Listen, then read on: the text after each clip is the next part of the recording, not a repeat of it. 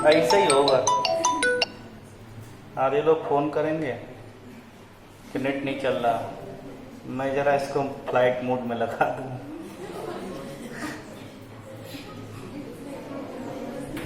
चलिए रिकॉर्डिंग कर दिया हूं, बाद में अपलोड कर देंगे। देखो मेटेलिक करेक्टर क्या हो जाएगा, inversely proportional to ionization energy, ठीक है ना। अब देखो तो ऊपर से नीचे आने पर आयोनाइजेशन एनर्जी क्या होती है, आयोनाइजेशन एनर्जी जब कम होती है तो मेटेलिक करेक्टर, ठीक है, ये आपका बढ़ जाएगा। इसलिए हाईएस्ट मेटल कौन सा है, सीजियम। सीजियम तुम्हारा क्या होता है, most electropositive element of all periodic table, ठीक है। मोस्ट इलेक्ट्रोपॉजिटिव एलिमेंट है तुम्हारा ये, मोस्ट क्या है, इलेक्ट्रोपॉजिटिव एलिमेंट। कोई दिक्कत यहां तक, ठीक है ना। तो देखो अच्छा नॉन मेटल क्या होगा, नॉन मेटल उल्टा होगा ना, ऊपर से नीचे आने में मेटल बढ़ता है तो नॉन मेटल कम होगा ना। अच्छा तो लिथियम नॉन मेटल है, मेटल है, लेकिन इसमें नॉन मेटेलिक करेक्टर ज्यादा है ना विद रिस्पेक्ट टू सीजियम, इसलिए लिथियम कैसा बॉन्ड बनाता है, कोवलेंट बॉन्ड, समझ में है ना। इसीलिए लिथियम ऐसा कोवलेंट बनाता है क्योंकि इसमें नॉन मेटेलिक करेक्टर ज्यादा है, ठीक है। दूसरा फैक्टर रिएक्टिविटी आता है आपका, कौन सा लिखोगे, सेकेंड फैक्टर आपका रिएक्टिविटी है आपका। रिएक्टिविटी क्या होता है, ये भी आयोनाइजेशन एनर्जी क्या होती है, इनवर्सली प्रोपोर्शनल। तो reactivity is inversely proportional to ionization energy. इसके बिहाफ पे अब आपको बताना है, चलो इसी ले लेते हैं कि फर्स्ट मेटल में मोस्ट रिएक्टिव कौन सा होगा आपका, पक्का उल्टा बता रहे हो, आयोनाइजेशन एनर्जी इसकी ज्यादा है, रिएक्टिविटी कम होगी ना, इसकी ज्यादा होगी ना, नहीं समझ आएगा। तो ये मोस्ट रिएक्टिव एलिमेंट इसीलिए सीजियम है, इसीलिए क्या है, मोस्ट इलेक्ट्रोपॉजिटिव एलिमेंट है और मोस्ट रिएक्टिव एलिमेंट चाहिए तुम्हारा। क्यों कि reactivity is inversely proportional to 1 upon ionization energy, point समझ में है ना। अच्छा इसमें बताओ, चलो चलो बताओ रिएक्टिविटी, हाईएस्ट रिएक्टिविटी किसकी होगी, किसकी, आयोडीन की होगी ना, पक्का। चलिए देखो दूसरी बात करते हैं हम लोग।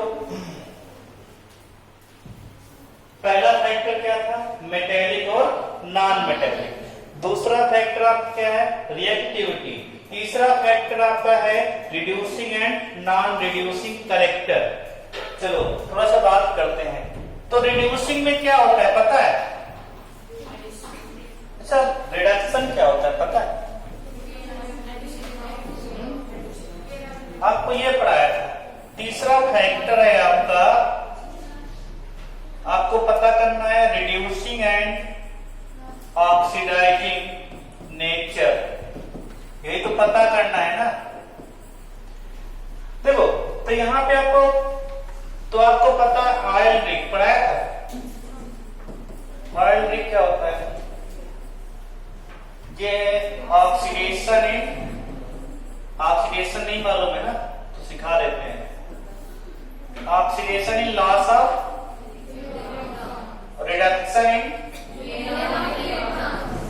इसको याद रखना हमेशा के लिए। तो ऑक्सीडेशन रिडक्शन नहीं बोलोगे। अच्छा ऑक्सीडाइजिंग एजेंट मतलब क्या होता है, ऑक्सीडाइजिंग एजेंट मतलब होता है जिसका सेल्फ क्या होगा, और दूसरे को क्या करेगा, अदर ऑक्सीडाइज। ये है आपका, देखो इसके बाद रिड्यूसिंग हो गया ना। रिड्यूसिंग एजेंट क्या होते हैं, जिसको नहीं मालूम लिख लेना, ठीक है। ये क्या होते हैं ना कि सेल्फ क्या होगा, ऑक्सीडेशन, सेल्फ ऑक्सीडेशन। अदर को क्या करेगा, अदर को रिड्यूस करेगा। यही है इसका फाइनल कॉन्सेप्ट, क्लियर है ना।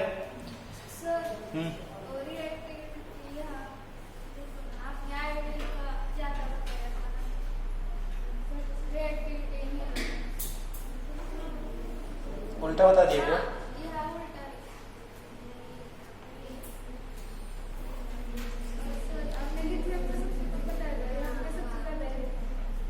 क्या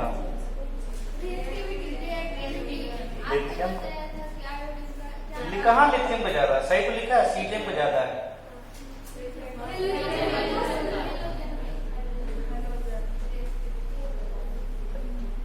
मैंने क्या बताया, क्या गलत बताया, आयोडीन पे ज्यादा होगा ये बता दिया है ना। FCl दिया राइट। नॉन मेटेलिक कैरेक्टर क्या होगा, नॉन मेटेलिक कैरेक्टर आपका कम होगा, मेटेलिक बढ़ेगा, ठीक है। FCl दिया है।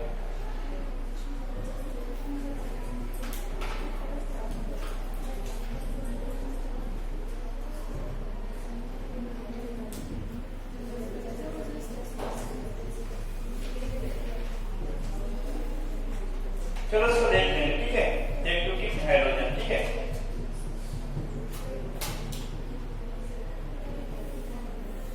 साइज बढ़ेगा, एनर्जी एनर्जी क्या होगी, कम होगी ना। तो ऊपर से चलने पे साइज बढ़ता है, एनर्जी एनर्जी कम होती है ना। तो रिएक्टिविटी और एनर्जी एनर्जी का अपोजिट है ना। तो आंसर आपका आयोडीन ही ज्यादा आना चाहिए ना।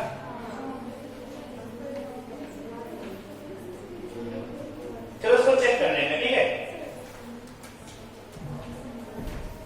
ये पॉइंट समझ में आए ना, रिड्यूसिंग, ऑक्सीडाइजिंग, ऑयल लीक, ये सारी कहानी पुरानी है, ये सारी कहानी तुम्हारी पुरानी है ना। अब आपको डिटरमाइन करना है। तो देखो किसी भी ग्रुप में, क्या किसी भी ग्रुप में देखो तो ये हो जाएगा कि इन ग्रुप में क्या होता है ना कि ऊपर से नीचे आने पर रिड्यूसिंग कैरेक्टर अब क्या होगा, एनर्जी एनर्जी क्या होती है, बढ़ती है ना, कम होती है, कम होती है ना।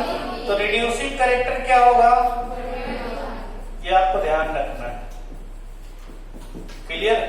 देखो यहाँ पे लैंड करने वाली हर चीजें हैं। अब पीरियड की बात करेंगे, किसकी बात करेंगे, तो पीरियड में क्या होता है, लेफ्ट से राइट जाने पर, लेफ्ट से राइट जाने पर एनर्जी एनर्जी क्या होती है, बढ़ती है ना। तो ऑक्सीडाइजिंग कैरेक्टर क्या होगा बताओ, ऑक्सीडाइजिंग कैरेक्टर आपका बढ़ेगा, ऑक्सीडाइजिंग कैरेक्टर आपका बढ़ेगा। तो रिड्यूसिंग वाला क्या होगा, रिड्यूसिंग कैरेक्टर आपका कम होगा, ठीक है। अच्छा, पूरी पीरियोडिक टेबल का लिथियम क्या है, मोस्ट रिड्यूसिंग एजेंट है, क्या है। और पूरी पीरियोडिक का फ्लोरीन क्या है, बेस्ट ऑक्सीडाइजिंग एजेंट है, ये तुमको याद होना चाहिए, ठीक है, ऑक्सीडाइजिंग एजेंट। अब देखो तो फर्स्ट में ही दोनों चीजें हैं, लिथियम आपका क्या है, रिड्यूसिंग एजेंट है ना, और फ्लोरीन क्या है आपका, ऑक्सीडाइजिंग एजेंट है। सीजियम कोई मतलब नहीं है, वो इलेक्ट्रोपॉजिटिव है, ठीक है ना। तो इसको ध्यान रखना, ये आपका क्या है, मोस्ट रिड्यूसिंग या ऑक्सीडाइजिंग, ये वाला आपका मोस्ट या बेस्ट ऑक्सीडाइजिंग। अच्छा, ऑक्सीडाइजिंग क्यों है, एनीबॉडी क्यों है, क्योंकि राजा है, पता है ना। इलेक्ट्रोनेगेटिविटी में हाईएस्ट पॉइंट पे है ना, FON, F क्या होता है 4 होती है उसकी, ठीक है। ऑक्सीजन की 3 पॉइंट कुछ समथिंग है, फ्लोरीन ऑक्सीजन नाइट्रोजन का और कम है, ठीक है। तो इसलिए ये इलेक्ट्रॉन लेता है, देता नहीं, ठीक है। इसने केवल ला पढ़ा है, दा नहीं पढ़ा, ठीक है। वैसे भी राजा है, देना काम इसका नहीं है। तो ये पॉइंट समझ में आया ना, दोनों चीजें।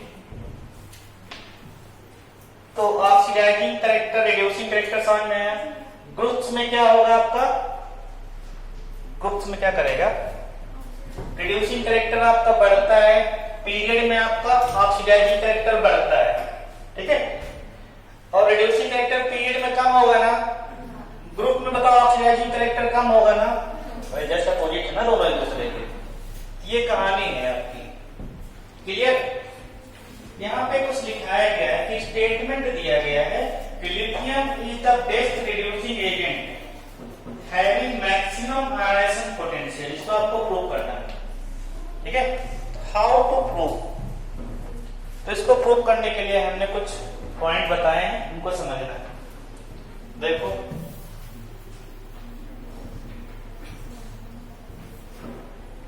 देखो पहला है कि लिथियम इज द बेस्ट, क्या है आपका रिड्यूसिंग एजेंट, ये आपको समझना है, स्टेटमेंट है, इसको आपको प्रूव करना है, ये बताना है।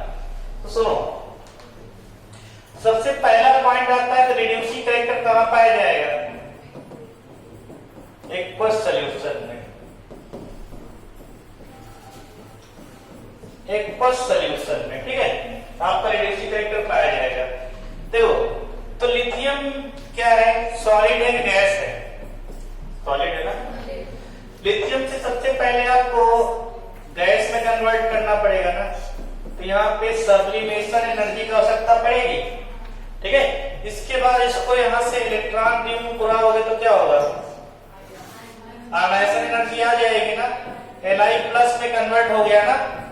इसके बाद यहाँ पे इसको हमको वाटर में डालना है, एक्वस आ जाएगा ना, तो यहाँ पे Li+ एक्वस बनेगा ना। देखो ये एनर्जी आपको देनी है तो प्लस लगा रहेगा, कैसी है, देनी है तो प्लस आएगा ना।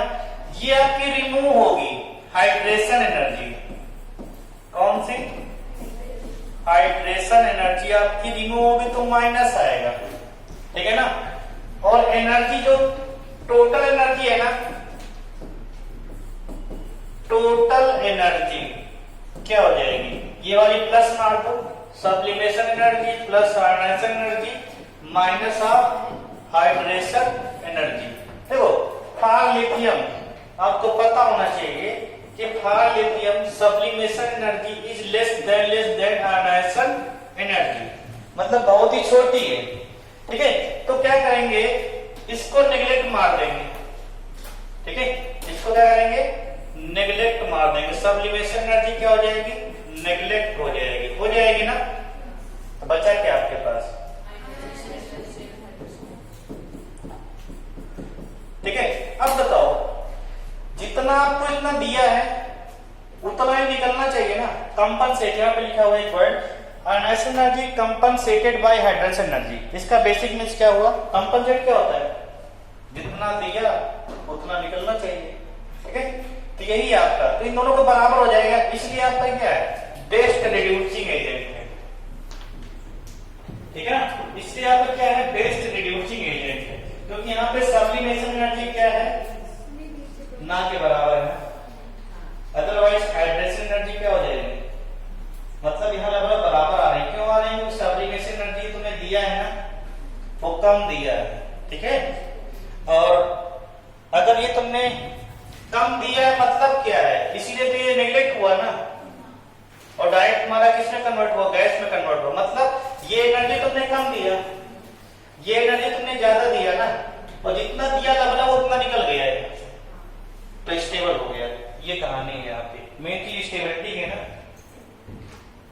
तो इस प्रकार हमने क्या सीखा कि lithium is the best reducing agent, और यहाँ पे आपको क्या स्टेटमेंट से आपको कवर करना है, थोड़ा यही वाले क्वेश्चन है, ठीक है, कि पहले आते थे कभी, जो आपको वीकेंड में करना था एग्जाम।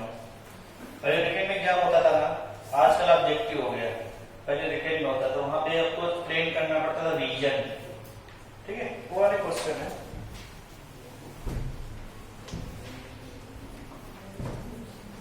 तो ये पॉइंट समझ में आ गया। ठीक है, अब इस पे कुछ क्वेश्चन करो। पहला क्वेश्चन है, क्वेश्चन चेंज कर दें क्या?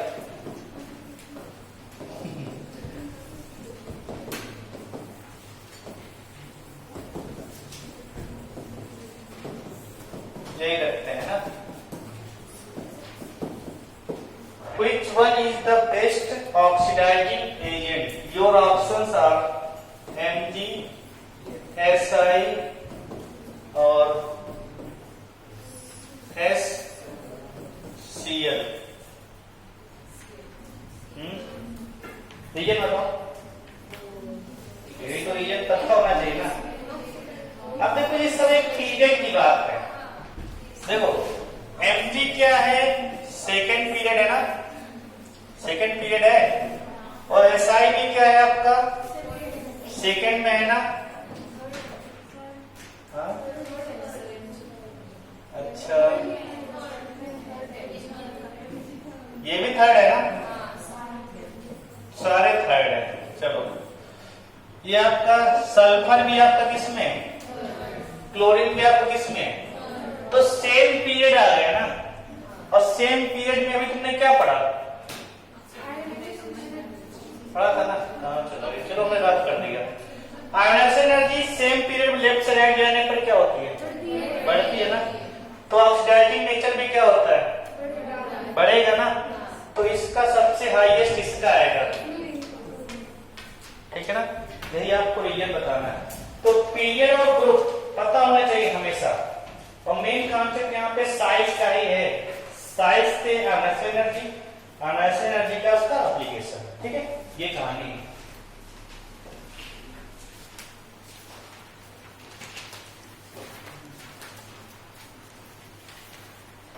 अब आता है डिटर्मिनेशन ऑफ वैलेंस इलेक्ट्रॉन। क्या आता है? Determination of valence electron. अच्छा, what do you mean by valence electron? The number of electron which can participate in reaction is known as valence electron। ठीक है। अच्छा, वैलेंस इलेक्ट्रॉन के बाद covalency क्या है? जल्दी बताओ anybody. What did you mean by covalency? Covalency, हाँ बताओ। कोवैलेंसी नहीं जानते हो? वैलेंसी क्या होती है? Number of valence electron. जैसे सपोज दैट हमारे पास आयोडीन है, उसका वैलेंसी क्या? +7 -1 है ना। वैलेंसी -1 है ना, मतलब एक बॉन्ड बनाएगा। कोवैलेंसी कितना हो सकती है इसकी? +7 भी हो सकती है, +5 भी हो सकती है, +3 भी हो सकती है। पढ़ा है नहीं? अरे बॉन्ड IF7 बनाता है कि नहीं? ठीक है, और 5 बनाता है ना। तो इसी टाइप में इसको बोलते हैं कोवैलेंसी। और वैलेंसी कितनी है? -1। वैलेंसी कितनी है? -1। कोवैलेंसी उसके बीच की वैलेंसी। ठीक है, ये होती है। तो हम क्या सीख रहे थे? Determination of valence electron. क्या सीख रहे हैं? Determination of valence electron. अच्छा, वैलेंस इलेक्ट्रॉन समझ में आ गया है ना। इसका यूज क्या है यहाँ पे, ये सीखो। तो number of lower value of ionization potential before its higher jump is known as valence electron. क्या है? Number of lower value of ionization potential, ionization energy एक ही बात है। ठीक है, आयनाइजेशन एनर्जी, आयनाइजेशन पोटेंशियल एक ही बात है। ठीक है, आई की मतलब आयनाइजेशन पोटेंशियल, आई मतलब एनर्जी। ठीक है, एक ही बात है। बिफोर फर्स्ट हायर जंप, इसका मतलब समझते हो? हायर जंप मतलब उसकी आयोनाइजेशन एनर्जी ज्यादा होगी ना, तो जहां तक कम रहेगी वहां तक वैलेंस इलेक्ट्रॉन, जहां से ज्यादा वहां पे वैलेंस इलेक्ट्रॉन नहीं लेंगे। ठीक है ना, इसको आपको समझ में आया? नहीं समझ में आया? एग्जाम्पल समझाते हैं, चलो यही एग्जाम्पल ले लेते हैं। ये पॉइंट समझ में है ना? अगला वाला एग्जाम्पल देखो, काफी बड़ा है वो, इसको मैं रब कर रहा हूं। ठीक है, क्वेश्चन है आपके पास कि एन एलिमेंट, ये जो लिखा है ना, एलिमेंट लिखा है वो, तो लोग पूरा पूरा लिख लिया करो, बहुत शार्ट तक हम लिखवा देते हैं। तो उसमें क्या लिखा? एन एलिमेंट एक्स क्या है, कोई एक एलिमेंट है, उसका सक्सेसिव आयनाइजेशन पोटेंशियल। अच्छा, आयनाइजेशन सक्सेसिव क्या होता है? एक के बाद एक लगातार, जैसे IE1 हुआ, इसके बाद IE2 हुआ, IE3, इसे बोलते हैं सक्सेसिव आयनाइजेशन एनर्जी या पोटेंशियल। ठीक है, ये आपको दे रखा है an element x successive ionization energy या पोटेंशियल इन इलेक्ट्रॉन, ई मतलब क्या होता है? Electron volt per atom. किसमें दे रखता है? Electron volt per atom. तो लिख लिया करो पूरा पूरा, क्या लिखा है? Electron volt per atom. 1 electron volt की वैल्यू कितनी होती है? एनीबॉडी सीखा नहीं सीखा? एटॉमिक स्ट्रक्चर में सिखाया था ना, कितनी होती है? 10⁻⁻19 जूल। ठीक है, अब देखो यहां पे दे रखा है, पहला रेट है 12.82, दूसरा है 26.8, तीसरा है 44.3, चौथा है 18.5, 230.7। ये value electron volt per atom में गिवन है। क्लियर है ना? अब देखो, तो यहां से आपका पहला ऑप्शन है सोडियम, दूसरा ऑप्शन है मैग्नीशियम, तीसरा ऑप्शन है क्लोरीन, चौथा ऑप्शन है आपके पास सिलिकॉन। ठीक है, चलो इस क्वेश्चन को सॉल्व करना है। अच्छा क्वेश्चन है, हाउ टू सॉल्व। देखो सर, बिल्कुल बोर्ड में देखना। सोडियम लिखो पहले इलेक्ट्रॉनिक कॉन्फ़िगरेशन। ठीक है, कितना आएगा पता है?